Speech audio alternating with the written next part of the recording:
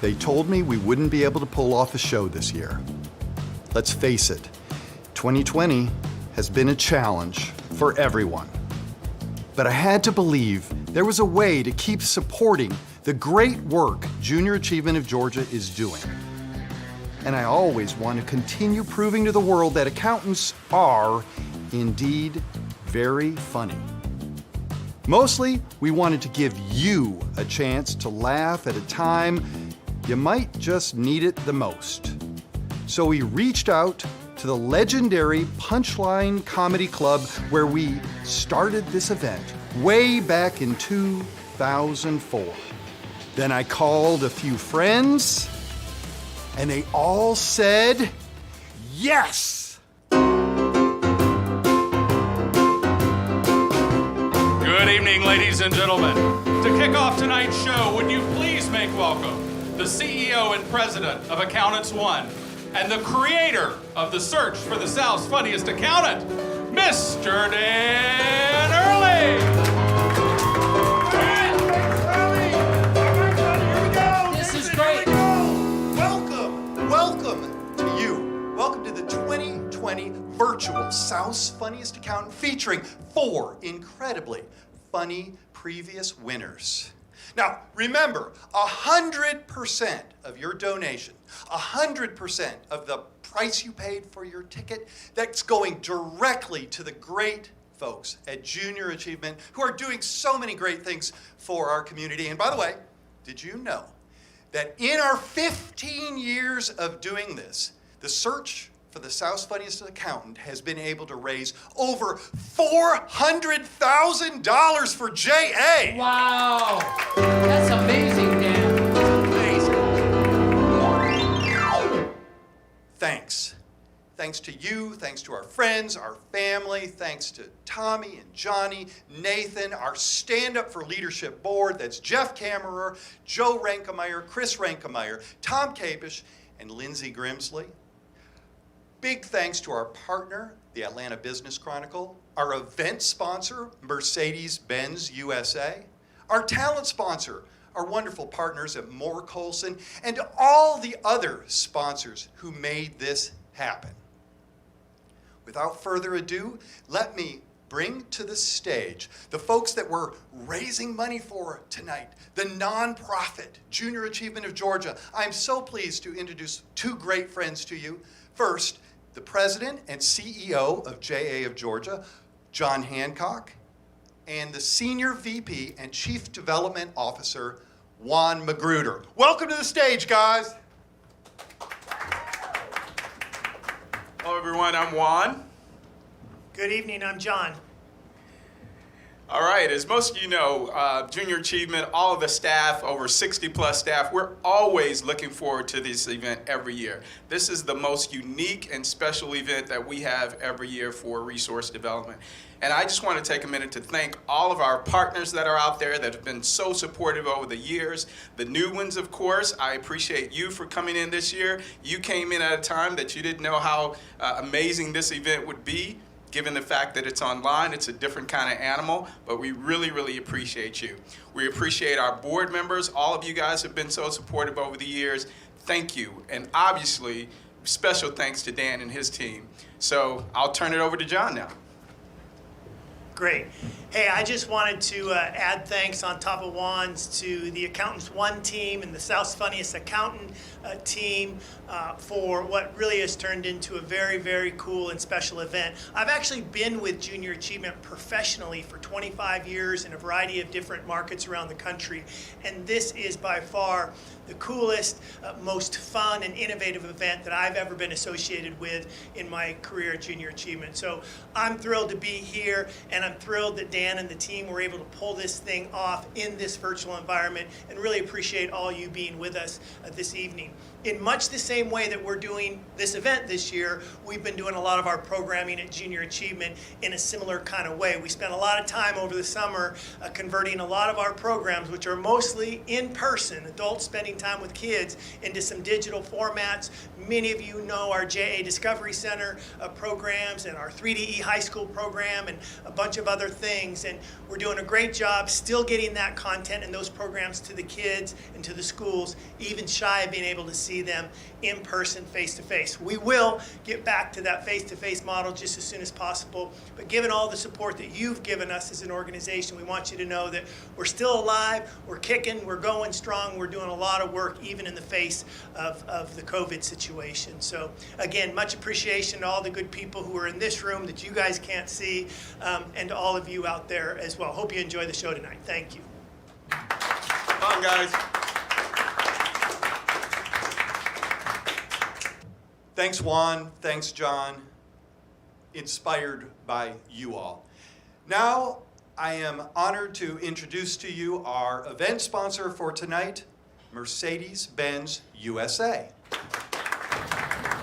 Hello and welcome. Thank you for joining us tonight. My name is Christian Struve, and I'm a Vice President and CFO with Mercedes-Benz USA. Mercedes-Benz USA is actually not only a proud sponsor of Junior Achievement of Georgia. I serve and I'm honored to be a board member of Junior Achievement. We actually also donate over 2,700 hours and 440 volunteers over the years.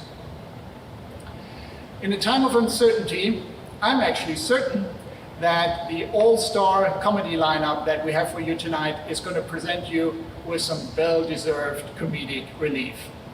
Thank you so much to everybody who's donating to Junior Achievement of Georgia.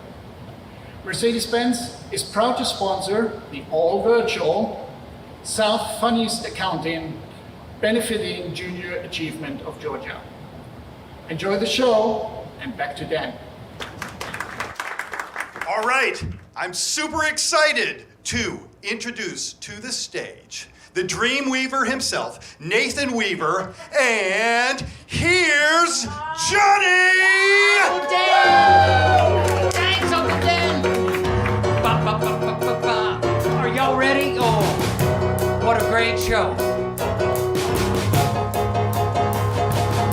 I remember when Rock was young. Me and Susie had so much fun, holding hands and skipping stone. Had an old blue Chevy, a place of my own, but the biggest kick I ever got was doing a thing called a crocodile rock, while the other kids were rocking around the clock. We were hopping and bobbing to the crocodile rock, whoa, crowd rocking, stomping, shouting when your feet can't be still. Never knew me a better time, and I guess I'll never will. Lord and Mama, Friday night, Susie wore those dresses tight. Crowd rocking was out of sight. You know this part, right? Try it.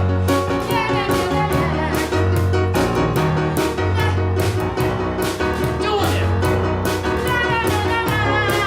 One more, come on, at home, try it. Let me hear you. Don't be afraid. Wow.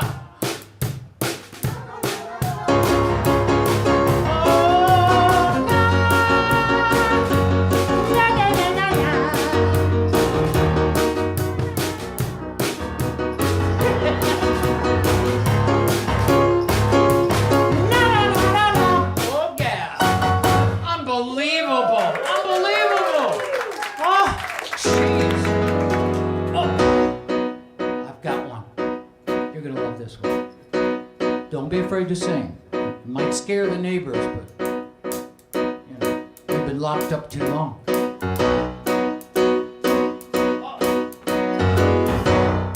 Where it began, I can't begin to, but then I know it's growing strong. Sing it, Reed. Hands, touching hands, reaching out.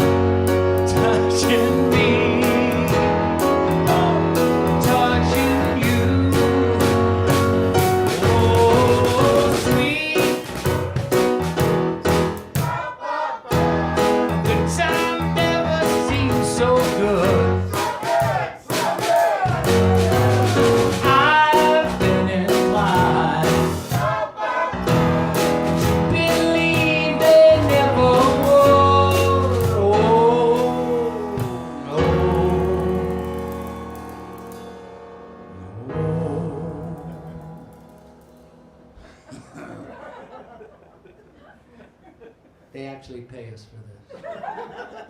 Wait, you getting paid? No. No.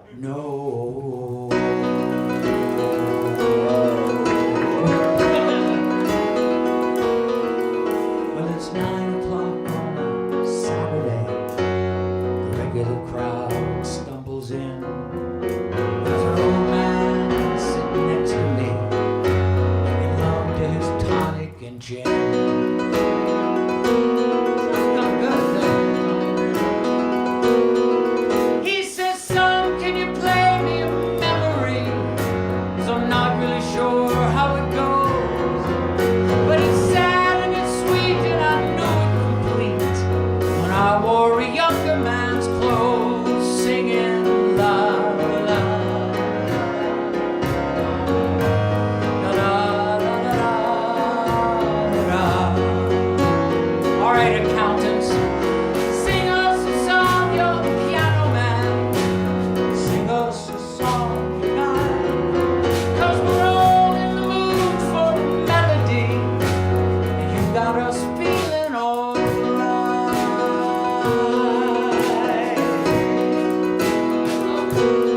Feeling all right. You got me feeling all right.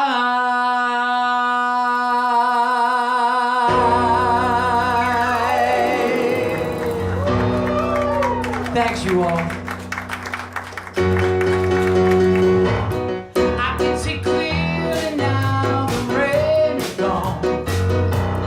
No. I can see all obstacles in my way. Ladies and gentlemen, the one, the only, Tommy Houseworth is here. Give him a hand.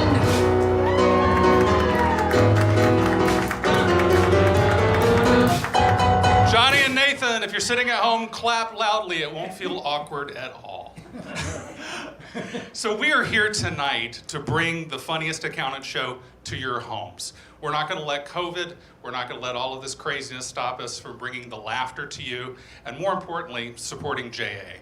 So what we've done tonight, we're very excited about it, is instead of having a competition between accountants, we brought together 4 of our previous winners from our shows throughout our history. How long have we been doing this, Johnny? Like the early 1930s? Right, give or take, Tom. Yeah, Right so in there. this show's been around about 84 years, and we've got some of our earliest comedians, so this will be good. No, we have comedians from as far back as, I believe, 2009, and then some of our more recent winners.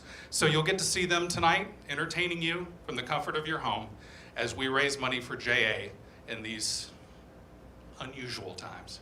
Here to kick us off and get things going, a group of folks who are very special to our show. We couldn't do it without them. Please give a big hand to the team from Moore Colson.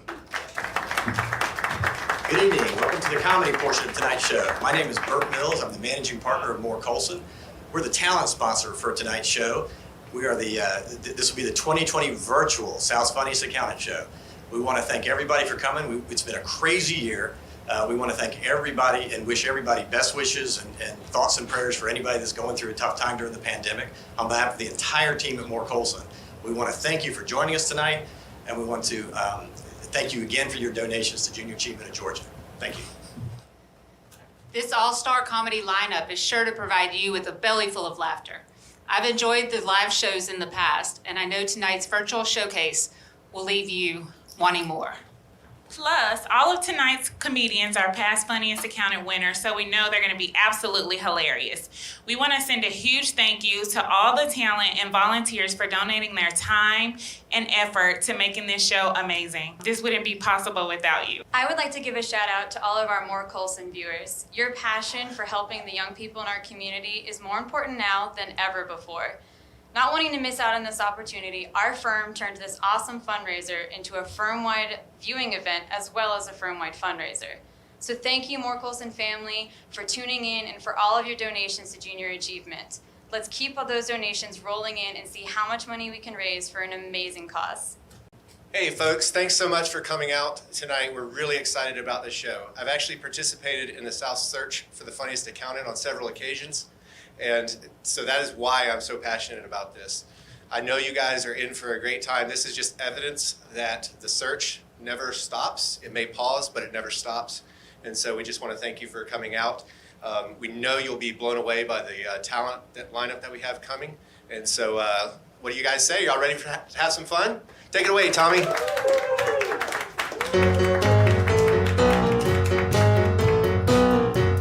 All right, everybody. Let's get this show started. We'd like to kick the night off with our winner from last year's show. Now, if you saw last year's show, you might remember that he was an audit associate at Grant Thornton. Well, since that time, he has become a senior audit associate at Grant Thornton. He has also become a CPA. And he particularly wanted me to remind you tonight that since there's no competition this year, he technically claims he holds the title for one more year. So let's see if he still is truly the funniest accountant. Give it up for Mr. Brad Manning.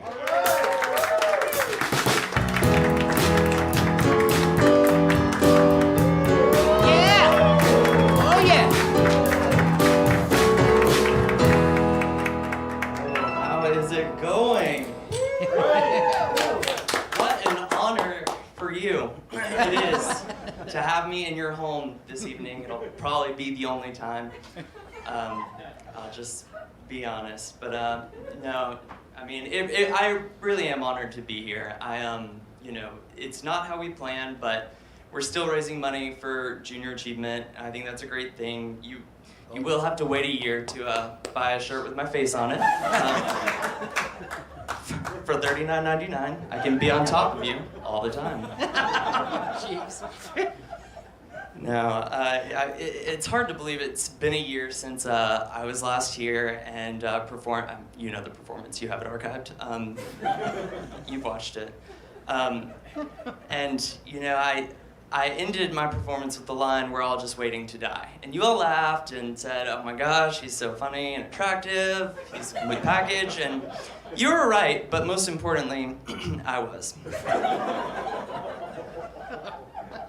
2020 has been crazy. I mean, I made a New Year's resolution this year, and it was to go out more, and meanwhile, God was thinking, no. But New Year's resolutions are so stupid, and if you do them, they're so stupid. But it's putting out to the world this whole, like, you know, you're saying you're gonna do something that you should have probably already been doing, right?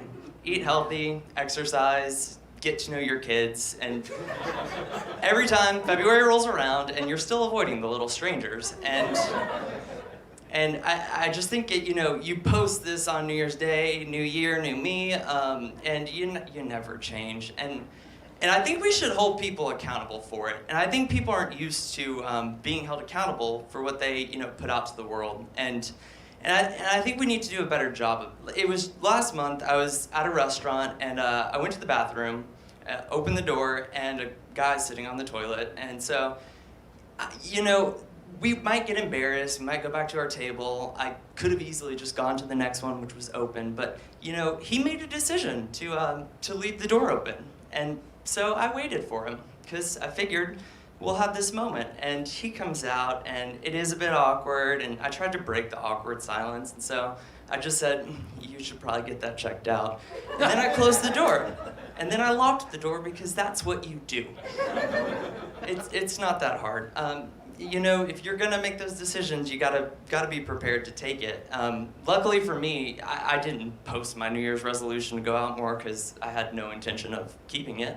And luckily, circumstance prevented me from ever going out anywhere, really. No, in the beginning of all of this, I was on a call with one of my bosses, and he, at the end, I lived alone, and just asked me, you know, how are you holding up? It must be kind of boring, you know, living alone. And that gave me pause, because during that call, I had just watched one animal, I think it was a daughter, running in circles, screaming, and in the background, his wife holding a baby that vomited on her shoulder, and she's trying to clean up whatever the thing expelled onto her, and she's trying to talk on the phone, presumably with the divorce attorney, because that shit was chaos. How am I holding up? Fine, thank you. I'm very content with my life choices right now. There were some points that got boring. One of my friends I was talking to, and he's like, yeah, like, what have you been doing? You holding up? And I'm like, dude, it's gotten kind of bad. Like, I went to the dog park for 2 hours yesterday, and he's like, that's not that bad. I mean, they say it's good to get outside. I was like, I don't own a dog. That was a low point for me. I just went to see other humans, and I'm not too proud of that.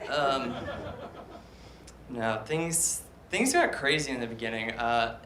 In the beginning, everyone was running on the grocery stores. This was when everyone's like, what does the virus do? I don't know, it comes from China. If it's like Chinese food, it'll attack the ass. And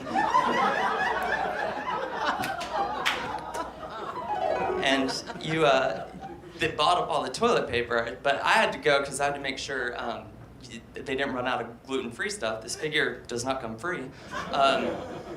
And I was, in line, and this guy behind me is and he's an older guy, I mean, at least 32, and he's coughing behind me and not wearing a mask. That was a crazy thing, the mask. People got so charged on it, and people my age, it's protection. It's protection for other people, and wearing protection is never as pleasurable. Like, we've heard that for years.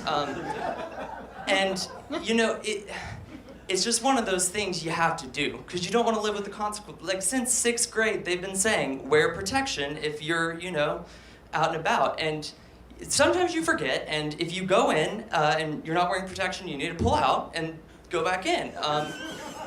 And I think that's a really important thing. It shouldn't be this charged issue. And you just need to do it. And so that's been something that's just been wild throughout all of this.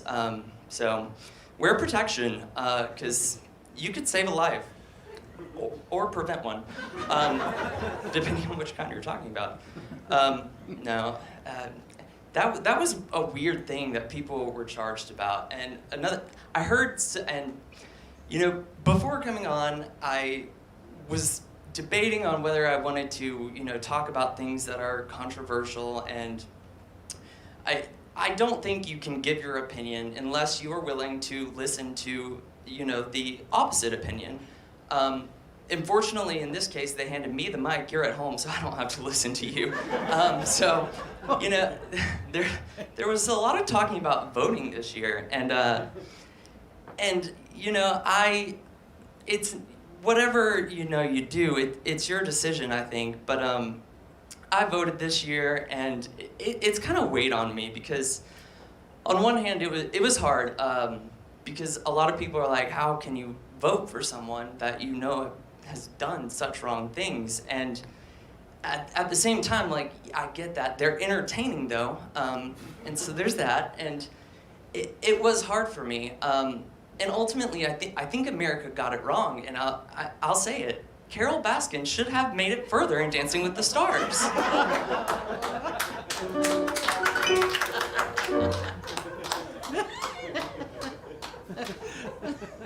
And so, yeah, when all these people are coming out and telling you to vote, it's hard, because you do it, and she was mistreated. She was guilty. I know it. You know it. She killed her husband. Tiger King got it right. But I don't know that I'll vote again. Getting through that was hard.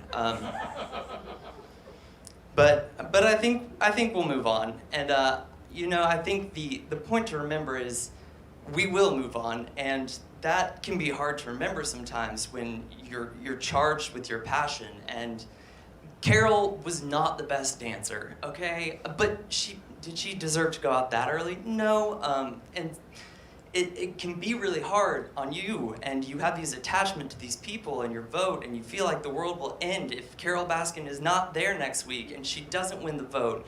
But it doesn't. And at the end of the day, I think it's very important we remember that. But I think the most important thing, if you remember nothing tonight, it's that last year, when I said we're all just waiting to die, I was right. Thank you. Get 'em, buddy. Yeah.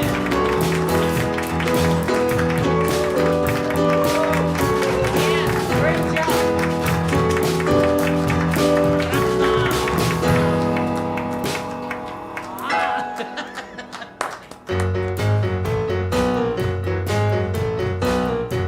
All right, everybody.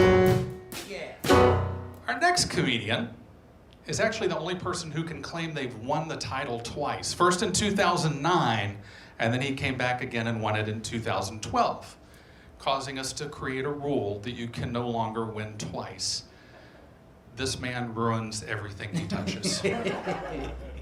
Actually, that's not true. He has gone on to a pretty admirable, enviable comedy career. It's kind of why we hate him, Yeah, really, actually. we're gonna have to smack him around a little, Tom. Well, he'll smack us around when he Yeah, gets he up here. will. He actually has opened for both Dave Chappelle, that's huge, It Dave is. Chappelle and Aziz Ansari in large theater shows over the past few years. He's also the co-producer of the Red Clay Comedy Festival here in Atlanta. That has brought such talent as Maria Bamford, Nikki Glazer, and Janine Garofalo to the stage as headliners. It's his 5th year doing that. So we're grateful to have him back. Let's give a big hand, sitting at home, having your drink, enjoying your chips, your guacamole.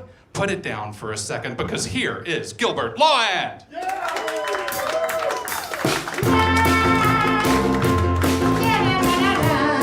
You're singing.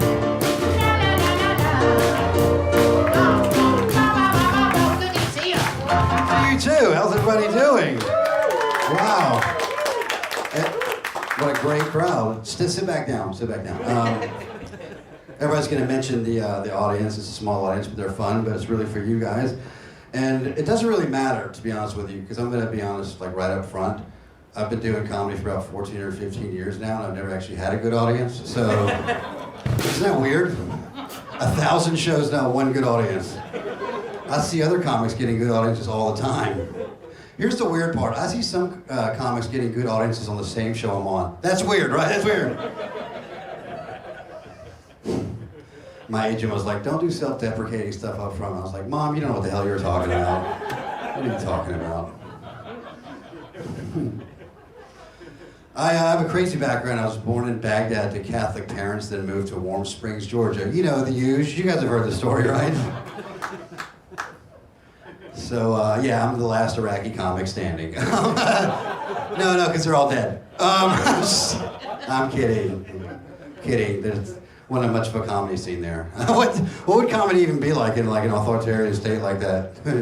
Hey, once again, our president is correct. What's the deal with that? Am I right or am I right? He's right. That's like living in one of those like, you know, authoritarian states where you, like language changes, you know, like when you see somebody and you're like, hey, how's it going? And they're like, you know, can't complain. That must be totally different in North Korea. You know, when you're like, hey, how's it going? You know, can't complain ever. We can't complain. You know how it is.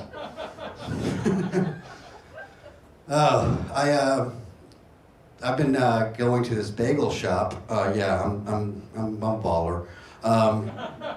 Curbside service. But the other day I got in the weirdest argument in line with somebody. I was staring at the guy's wallet chain that was in front of me. I just hadn't seen one in a while. I guess I was staring too long, and he went from 0 to furious in 1 second. He just turned around and goes, "What, dude? You don't think my wallet chain's cool?" Which is not a question I ever thought I was gonna get. You know, like, I don't know what's cool. I mean, I just hadn't seen one in a while. Plus, I know what a wallet chain does. You know, even if whether it's cool or not, it's functional. Has a purpose. You know, somebody sees a chain on your wallet, they know not to steal it because they know you don't have any money, right? So that's like the best part. I was living in New York for a few years, and I moved back to Atlanta because I made it. You guys know how show business works? You come back to work live on couches. You know, that's how show business works. New York is great. Atlanta's home, but New York is awesome. It's got some problems I wasn't aware of though. It's like there's a gigantic rat problem that exists in New York. It's insane. I read an article recently that there's one rat for every person that lives in New York. Yeah, it's like, how do you find your rat? Do you know what I mean? Like, I don't know if it's a soulmate thing. I don't know if I believe in soulmates. Speaking of soulmates, Bumble is an app that I use. Bumble is an app that where the lady messages you first, theoretically, and it really highlights how difficult it is to make that first, that first impression, what to say. And we've got some really weird messages. The one I've been getting lately is just like a ton of questions, like a questionnaire, basically. So I was filling one out the other night, and her reply back to me at the end was, I just have one more question. Why do you have roommates? I don't know, why don't you take a guess at that one? Like, why do I have roommates? Did I say roommates? Those are my hedge fund traders. I can't be too far away from them. One of my hedge fund traders owes me $35. I love talking like that, like a redneck. It freaks people out. You can just walk into like a sports bar and be like, hell yeah, dude, Monday Night Football, let's get him. Man, we got the best quarterback in the league this year. We got to protect him this season. Praise Allah, we got that offensive line, right? Like, what was that last part? Yeah, dude, been praying for that offensive line 5 times a day, dude. Been praying 5 times a day. Some of y'all looking at me weird. You don't read the Koran? Did anybody here read the Koran? Round of applause, you read the Koran. Before I go, I'm going to tell you something, a little secret. Do you know that Al-Qaeda ain't real? It don't exist. It was an invention by the CIA to help the neocons facilitate their global imperialistic strategy. Hell, it don't exist. Just like our damn defense. I'm still doing this character, y'all. Anyway, just kidding. You guys have been so much fun. Thanks for supporting this amazing event every year. My name is Gilbert Lown. Thank you very much.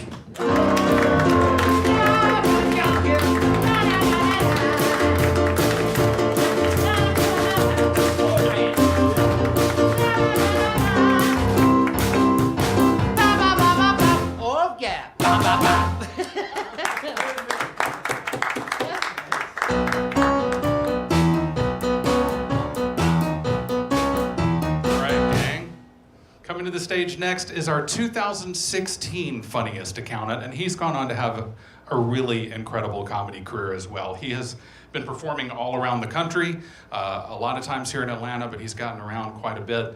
He was also recently a finalist in the Steve Harvey Stand-Up Spotlight. Please give a big hand to the incredibly funny Cyrus Steele.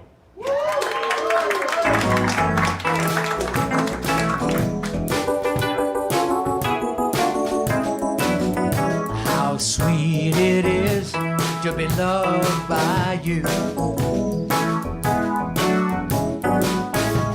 oh, oh, oh, love.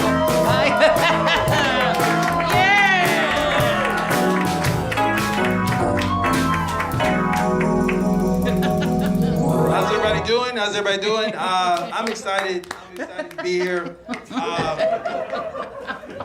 Just put that up right there. I'm just trying to be safe. I know a lot of you are wondering, because I've been asked the question, Cyrus, how are you handling this whole pandemic? I'm doing good. I'm doing the gloves. Also, just like everybody else, I'm taking my Lysol injections 3 times a day. So if anybody needs, just leave that right there. I also have a coronavirus book club. I'm trying to make a little extra money on the side as a comedian. So I have a children's book that's going to be coming out. It's about social distancing. It's called Back Up, I Don't Know You Like That. That'll be coming out pretty soon, so you want to tune in for that. But yeah, it's been tough. And of course, I'm excited to be here because, number one, I actually owe a debt of gratitude to you, the Funniest Accounting program, because I won in 2016. And so it's very special to me. And so I left immediately and went into comedy full time. And now there's a pandemic and I don't do comedy anymore. So I want to thank you guys for that. It's been a blessing. But I'm still able to do a lot of the virtual shows, and of course those are fun, those are exciting. I will say if you do have irritable bowel syndrome, please take yourself off of audio and video. It's been rough, is what I'm saying. I've seen some things. And I'm sorry, where are my manners? I forgot to ask, how is everybody enjoying the apocalypse? Is it going good for everybody?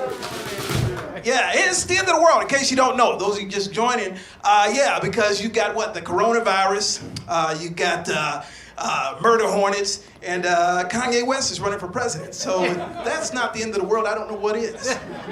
Yeah, I just wish it would have been more fun if they let him join the debates. Yeah, I would have loved that. Because if you thought they were interrupting each other last week, I would have loved it. It probably looked something like this. We're like, welcome to the 2020 election, and now here's your moderator, former President, Mr. Bill Clinton. Hey everybody, it's me, Bubba. Now I just want you young people to know that you can tweet me, you can Facebook me, but please do not send me any emails. They will get deleted. They really will. And Kanye would be hyping himself up like, I am a god, I am a god. And then, of course, his opponent would be somebody like Morgan Freeman. They'd be like, Mr. Freeman, do you have a rebuttal? Hello, I'm Morgan Freeman. And apparently my opponent believes he is a god. But little does he know, I actually played God twice in 2 different movies. And his vice president would have to be Jay-Z. Yeah, Jay-Z would be awesome as a VP because all his speeches would be dope. He's one of the greatest lyricists. Dope means good, so I felt like I lost you. Yeah, I would love to see Jay-Z as a VP. He'd be like, it's your boy Hova. And the terrorism game is about to be over. I just feel like his laugh would scare terrorists, is what I'm saying. Yeah, it's been crazy. And of course, there's a lot of things that I miss doing, like going out to eat. I miss going out to eat, just going out, period. I don't know about you guys, but when you go shopping, they've got all these arrows. Everywhere you go, there's an arrow. I feel like a board piece in the middle of a Monopoly game when I go shopping. Yeah, it's like, do not pass go. Do not collect $200. Go directly to jail for going down the wrong lane. Which I wish they would send me to jail for going down the wrong lane. I could use the street cred. Yeah. I'm just tired of people telling me I look like the guy from This Is Us. That's all.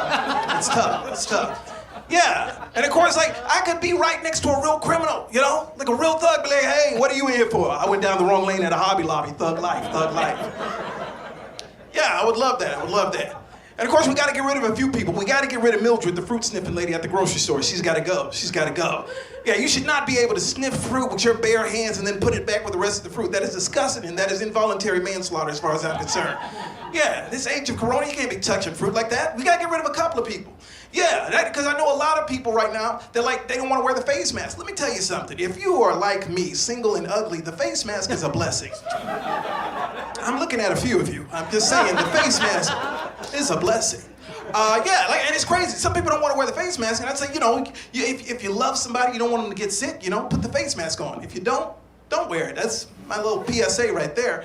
But I'm just saying, the people that I have a hard time with are the ones that are wearing the face mask in your car by yourself. What do you see that we don't? I used to have an imaginary friend, so I get it. But I had to let it go 10 or 11. I had an imaginary friend named Cheese. After a while, we didn't get along. Cheese, and of course, I will say, the only other thing I can think is maybe you're just sick of yourself. I don't know. I'm trying to do the research on this, but I'm trying to make sure that we're all in this together. I think that's the phrase everybody's doing. Everybody's like, we're all in this together. And I just want to say, as an introvert, I've prepared my whole life for this. Yeah, because I blame extroverts for this whole pandemic. Y'all like to touch people, you got to go out. I can't wait to hug somebody. Just sit down for a second. Just enjoy this moment. This is an introvert's moment to shine. Yeah, because you ever talk to an extrovert, you only get the same 3 words out every time you have a phone call. Uh-huh. Uh-huh. Uh-huh. Wow. Wow. Wow, I only have one more wow before I hang up this call right now. Yeah, I've had to fake my own death to get out of a conversation. Yeah, 3 of my friends think I'm dead right now. So hopefully they won't see this video. But it's been tough, but I think, like they said, we're all trying to figure things out. And of course, I miss going out to places like McDonald's. Yeah, it's my favorite 4-star restaurant. And some of you are like, I can see why he's single. Which, by the way, is tough on single people right now. I went on a double date a couple of weeks ago, and I would not recommend this. Went on a double date, and she saw the guy kiss his girl, turns to me talking about, how come you don't do that? How come you don't do that? And I was like, because I don't know her. I'm trying to be with you right now. It's tough on married people as well. Married people are having a tough time. Married people are having petty arguments. Yeah, my best friend was calling me. He's like, yeah, I never know when she's about to go off. I was like, what do you mean? He's like, the other day we were just watching the show and she just went off like, excuse me, do you have to clip your nasty toenails while I'm watching my show? Do you have to clip your nasty toenails while I'm watching my show? He's like, I pay half the bills in this house. This is my half of the house. I will clip my toenails as I see fit. Clippity, clip, clip, clip. That's what you want to say, fellas, but don't, because the show she's watching is Snapped. Yeah, and that's a very female empowering show in case you don't know. Yeah, for those of you who don't know, that is a show that teaches women all across the country how to kill their husbands and boyfriends and make it look like an accident. Shout out to Carol Baskins. Yeah, it's a very female empowering show. Yeah, so everybody's trying to get into it. Everybody's trying to understand. Like my grandma, she's on social media trying to give the cure for the corona. She's like, if you just rub some tea leaves on your neck with some Neosporin, that'll get rid of the corona right there. It's like, no, Grandma, that will get rid of your friends list is what that'll do. But it's only a matter of time before they have the Corona movie. It's coming out. It'll probably look something like this. Be like, the Corona movie, starring Eddie Murphy. Let me tell you something. I'm not scared of no Corona. I'm not scared. Matter of fact, I dated a girl named Corona in high school. Yeah, I wish Corona would come over here. I'd be like, yeah, come on over here, Corona. Come on over here. And after I defeat the Corona, we're going to go out partying, drinking, and in the morning, I'm making waffles. Also starring Kevin Hart. First of all, told my wife I might get the coronavirus. She's like, Kevin, you can't get the coronavirus because you're too short, Kevin. You're too short. I was like, if I do get the corona, I'm gonna touch you first. Be like, oh my God, I can't believe you touched me. I can't believe you touched me. Also starring Chris Rock. Everybody's talking about the corona. Oh, the corona's gonna get me. The corona's gonna get me. Also starring Tyler Perry as Medea. Hello, yeah, I need to speak to somebody from the CDC because the children out here, they're not doing the social distancing. I told them they're gonna get the corona. They're gonna get the corona. The Corona movie, coming soon. Yeah, so it'll probably be out on Netflix. But again, I want to end on a positive note, I know everybody wants to hear from our nation's leaders, so I'll leave you with this. At a moment like this, George W. Bush would probably say something like this. I care about the American people. When America hurts, I hurt. When America cries, I cry. When America farts, I smell it. I feel like Bill would probably try to connect with people. Bill would be like, hey, I feel your pain. Because I know every night millions and millions of Americans are having to go home to their families and loved ones. And every night I have to go home to Hillary. Every night. Of course, Barack would be very poised. Barack would be like, no, look, let me be clear. We are having unilateral discussions with the coronavirus every day. As a matter of fact, my good friend Joe Biden, he's going to be giving a coronavirus safety speech. I'm sorry, apparently Joe took a wrong turn. He is at a Waffle House giving a coronavirus safety speech. And of course, the president's very brave. He's very brave. He's like, okay, we're totally gonna get rid of the corona. Okay, that I can tell you. We're gonna build a wall around the coronavirus, and we're gonna make China pay for it. That I can tell you. Thank you all so much.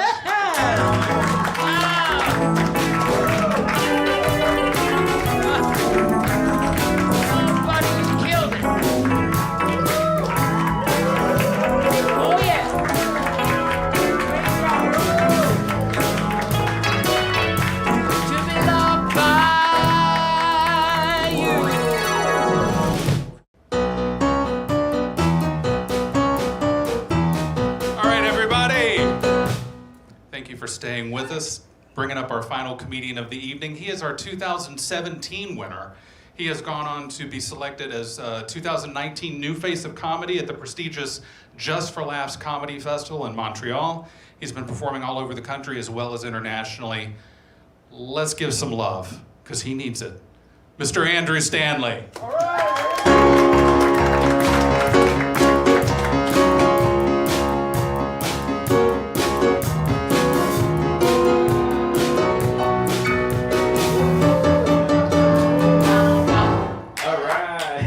Oh man. Thank you so much. Put this down here. Oh my goodness. Thank you. thank you so much for that. If you're watching from home, you should know we are in an empty comedy club, but we have about 7 audience members, and they are going to have to laugh for 8 people each for me to feel okay about this, probably. It is good to be in a comedy club, though. It's been a while. At the beginning of this, I quarantined with my parents for 3 months. They always knew I would move home. They didn't know it would be because of this. I had a great time. I was working out with my mom every morning in their basement. I don't know if you guys have ever worked out with my mom before. It is hard. She's so good at it. She's so much stronger than me. She's great at working out, terrible at the workout playlists, I have observed. Her workout playlist is just a Billy Joel album. It's, Uptown Girl. I should not squat to that, probably. I don't know. I have fun. I like my parents. I come from a preacher family, I should say. My grandfather's a big Southern Baptist TV preacher. My dad is a pastor, and I do this. So they're just giddy all over about it. I think this is just a more fun version of preaching. I don't have to baptize anybody. That's gross. Not trying to get in a hot tub with some sinner. I don't know where they've been. If they're washing it off, I don't want it floating over to me. Especially now, I don't think they're going to be able to baptize people for some time, probably. I think all the churches are going to have to invest in like those carnival dunk tanks. And then the pastor can just throw a softball from 6 feet away to see who gets into heaven. I think that's a better system. It really puts it in the Lord's hands. It's like, sorry, you are out. Come back next week with more tokens and we'll see if we can get you up there. No, I do think stand-up is better than preaching. Like, as a comedian, you can talk about whatever you want. Yeah, every Sunday, my dad has to do a new book report about the same book and for his whole job, every time. And people get mad at him, too. They'll send him emails. They'll be like, this Easter service sounds a lot like the one from a few years ago. And he'll just be like, yes, thank you. The material has not changed. You can't just add stuff in. The author's always listening. And he has a pretty violent history, if you're paying attention. So we gotta be cautious. He does have one advantage over me, though, I think, that I'm jealous of. Like, if a stranger finds out, like, when strangers find out I'm a comedian, they'll be like, oh, tell us a joke. And that gets old.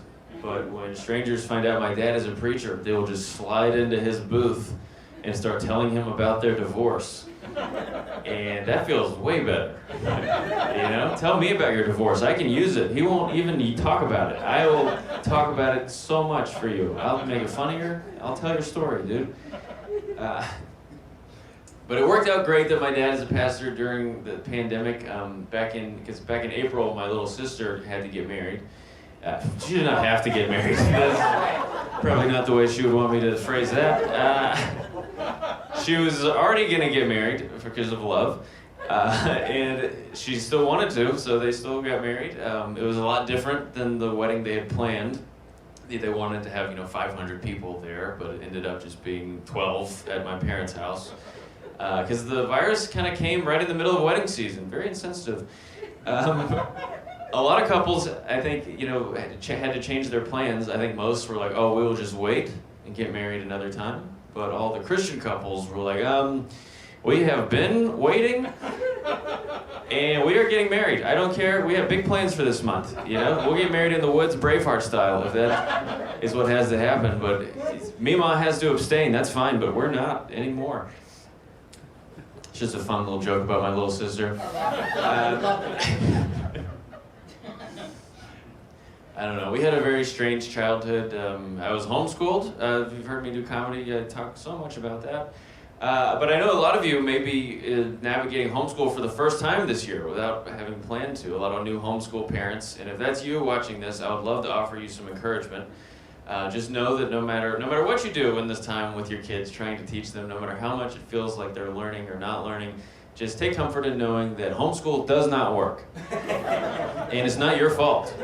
If it's going bad, it's not because you're doing anything wrong. It's just a bad premise. It's never worked. I was homeschooled for 10 years, and I just know all the stuff my mom knows, which is not enough, it turns out. You need more than just what your mom knows, usually. And my mom's smart, but I need more. I can make frittata.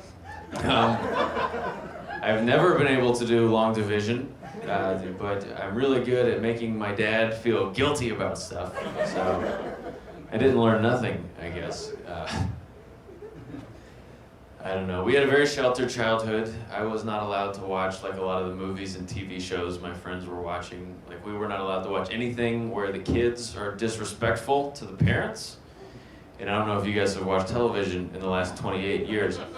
It's pretty much just channel after channel of kids screaming at their parents. So I would just watch TV Land, all the old shows, which was great. My favorite show growing up was Bonanza. Any Bonanza fans here? Tommy? Yeah. They're pretending. We just play the Bonanza theme, so he just knows the Bonanza theme song. Bonanza's a very old show. It's very old, very good Western. I recently went back to see if any of the actors are still alive, and I regret to inform you, they all died before I was born. So those are the references I was taking with me into 9th grade of high school. I was just like, did you guys catch Bonanza yesterday? They're just like, I think we got vaccinated for that. Pretty sure I got my Bonanza shot this year.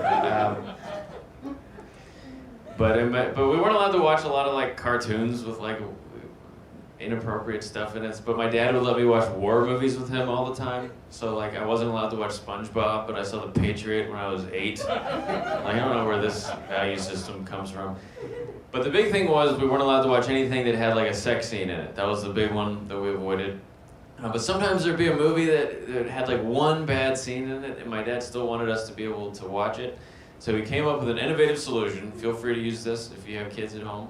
Instead of just fast forwarding like a regular person, he would get the DVD of the movie, he would rip it into his computer, he would put it into editing software, he would cut out the bad scene, edit the rest of the movie back together, and put it on my video iPod. It would take him 4 days per movie, but he loved me a lot, and he hated nudity. Still does, it turns out.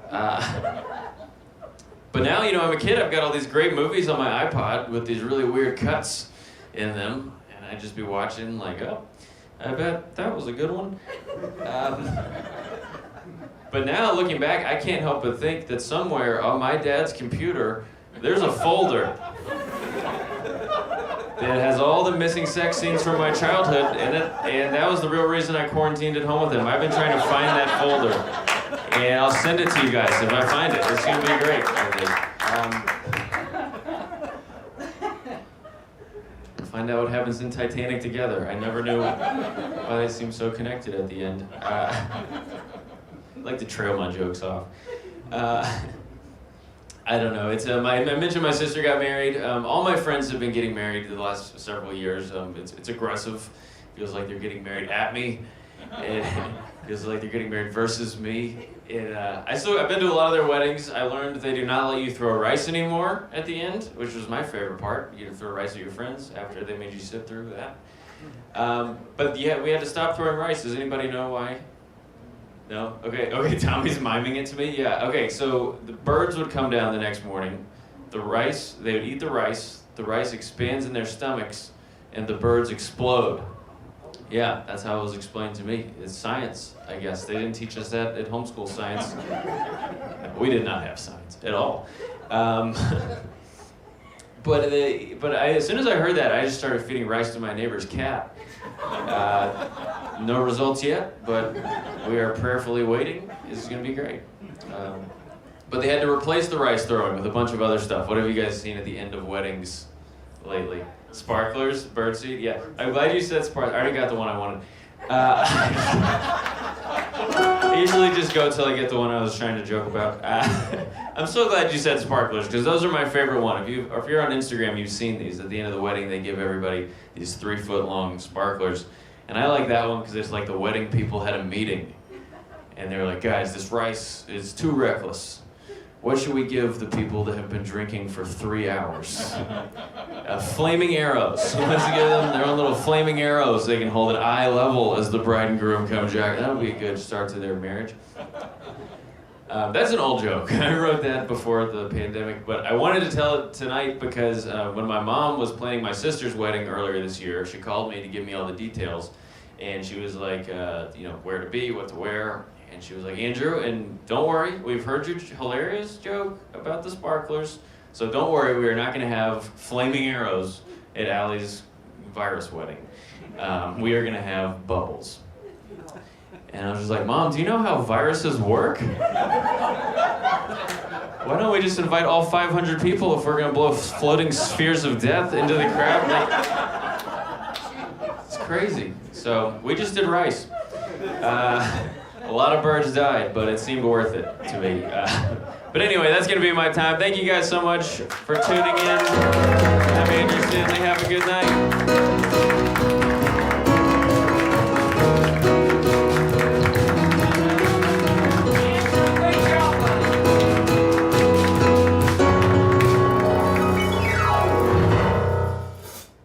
Darling, darling, stand by me. Oh, baby, won't you stand by me? All right. Thank you, everybody. That brings us to the end of our Funniest Accountant Showcase. I want to say a big thank you to all the comedians who contributed their talent tonight to make you laugh. And of course, you sitting at home, watching and laughing along with us and supporting JA. We could not do it without you. We would not do it without you. So thanks for being here.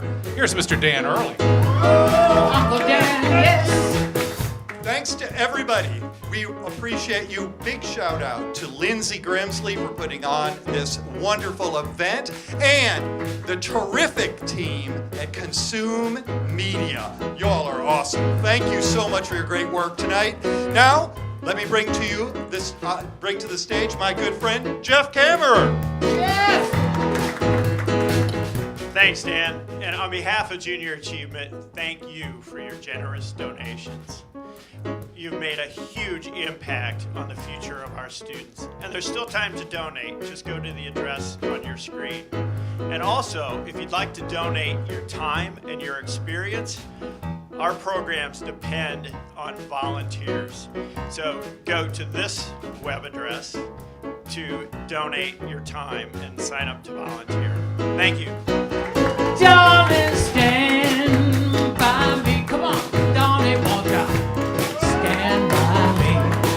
Oh, oh, oh, stand by me. Thanks, guys. Whenever you're in trouble, you can stand by me.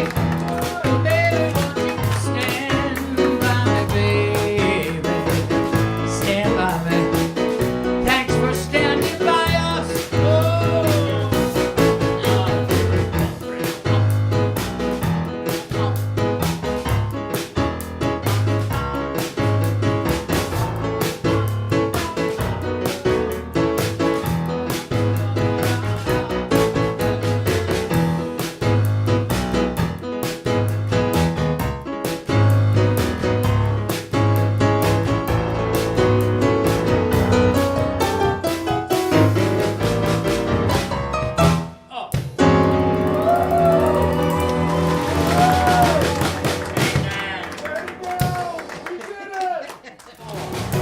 What a great show. I remember when rock was young. Me and Susie had so much fun. Holding hands and skirt by the storm. Had an old blue Chevy, a place of my own. But the biggest kick I ever got was doing a thing called a crocodile rock. While the other kids were rocking around the clock. We were hopping and bobbing the crocodile rock. Oh, crowd rocking, storm shouting when your feet can't be still. Never knew me a better time, I guess. I never will.